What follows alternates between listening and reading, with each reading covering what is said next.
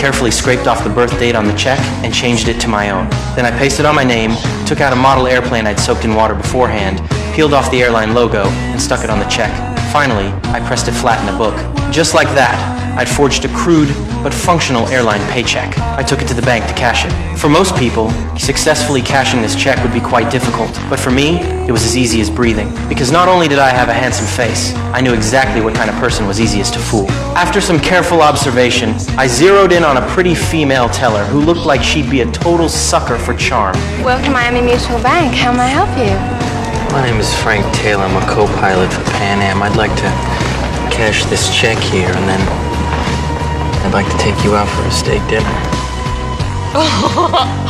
Just like that, I successfully cashed the check.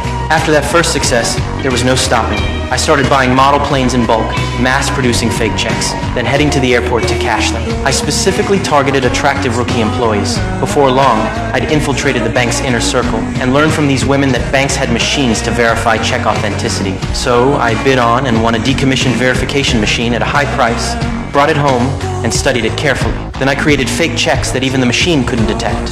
Posing as a pilot, I started flying for free and illegally cashing checks all across the country. As the amounts grew larger, the FBI finally caught wind of what I was doing. Agent Carl tracked me down to my hotel using the address on a fake check. He burst into the room with his gun drawn. Seeing the tools of my trade on the table, Carl knew he had me this time. Just then, the sound of a toilet flushing came from the bathroom. I calmly walked out, not the least bit rattled.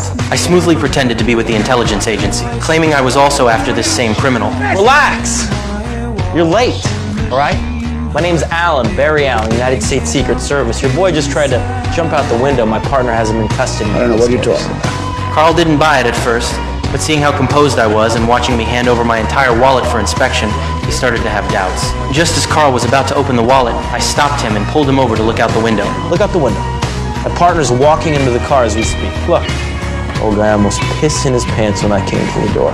He jumped right through the window onto the hood of my car. Hey, Murph. Yeah, call the LAPD again. I don't want people walking through my crime scene. I didn't expect the Secret Service on this. Don't worry about it. Well, what's your name? Henry. Carl Henry. Just like that, Carl believed me. To demonstrate my professionalism, I turned the tables and asked to see Carl's credentials. He handed them over. Well, tough luck, Carl. 5 minutes earlier, you would have landed yourself a pretty good collar. It's all right. While talking, I gathered up the printer and checks and asked Carl to watch the scene for me. Then I just walked out of the room. I didn't even take my wallet. At this point, Carl thought to himself that after all this time chasing me, he'd finally caught this master con man. He finally relaxed,